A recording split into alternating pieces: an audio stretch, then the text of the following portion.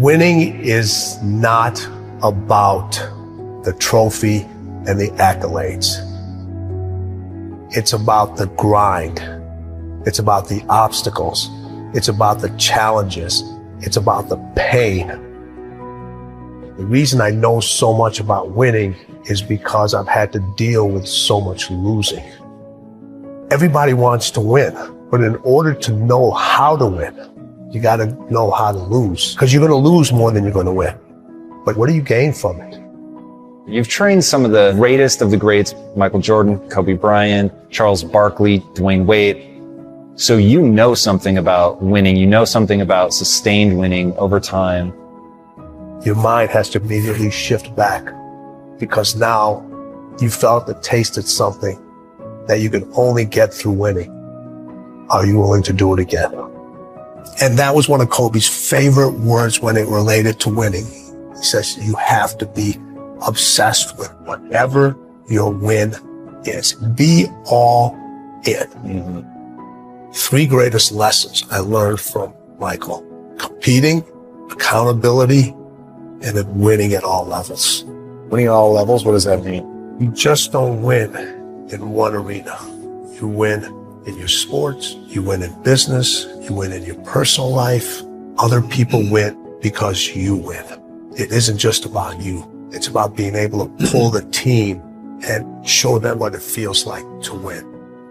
And this isn't about playing basketball like Michael Jordan did, like the late, great Kobe Bryant, Dwayne Wade.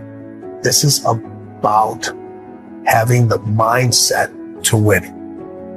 When you fail, your feelings give you excuses. Your mind makes you more resilient. You look at when Kobe, his first playoff series, he had this horrible game where he shot like 4 or 5 straight air balls. Now, he could have came back next year and said, I got to prove everybody that said, man, you're too young. Why'd you take? No, it was just like, you know what? That's on me. I have to own that moment. Now, I got to prove to myself I can overcome this, because now everybody else is doubting me, but I can't doubt myself. Everybody told MJ, don't go to North Carolina. You'll never play. You shouldn't be here. And Michael went out and he said, I don't need to prove to coach. I don't need to prove to Buzz. I need to prove to myself that I belong here. I always say you can have fear, but you can't have doubt.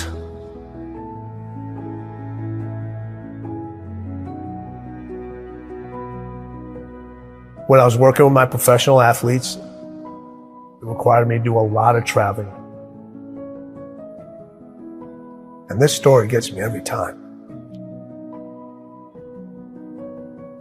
So when people say, it didn't hurt, it still hurts.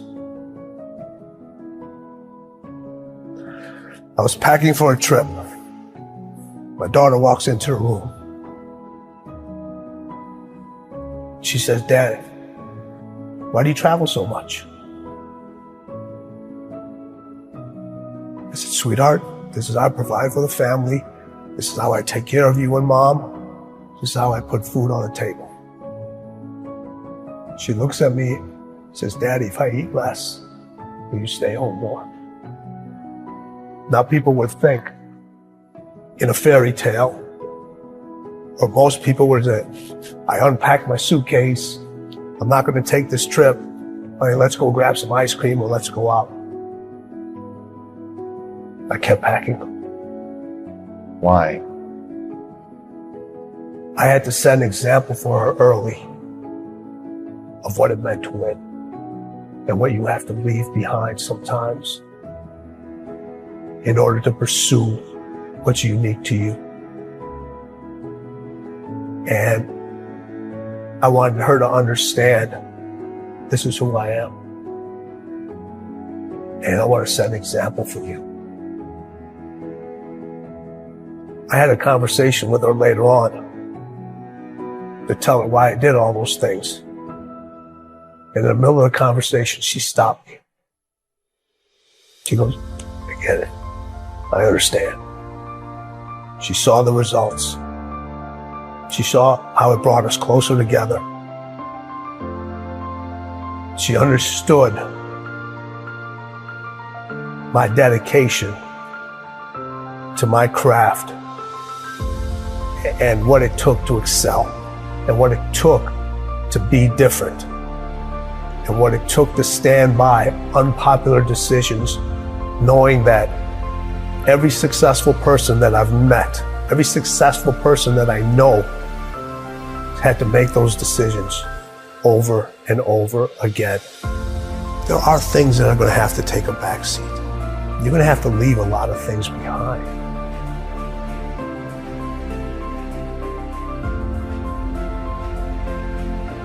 The hardest thing with Kobe was getting him to stop. Yeah, okay, take a break, rest, Yes, take the day off. that was the most challenging thing with him, because over all the years that he had his success, it was about go, go, go. And then when I came on, I was the complete opposite. I got to get you to stop. His 3 a.m. workouts, Yeah. they're Crazy. crazy. You know, having to keep the Staples Center open later because he wasn't happy the way he performed at that game. And I would not leave till he would leave. Really? Yeah, so we would be in the arena sometimes 2, 3 o'clock in the morning. Shut up. All the lights are turned off except on the court, and we just keep going, we just keep going. What is the mindset of winning? They both had that. So I look at it 3 ways. So you have individuals that compete. You know a lot of people that compete. Yeah. You know, we all know how to compete. Everybody knows how to compete. You don't forget how to compete. We just decide not to anymore. But a lot of people compete just to finish. Then there's individuals that win, but they only win one time. It's easy to win and then never win again. And then there's people that win at winning. You can't come back the same. Cannot come back the same. You have to come back different. You have to come back better. Winning wants you to be different. Winning requires you to do different things. Winning requires you to think in a different way. Winning speaks its own language. Winning has its own way of recognizing you. Winning wants you to write your own story. Stop looking for steps. Those steps are infinite. Find your own path to winning. Because as the late, great Kobe Bryant said, winning is everything.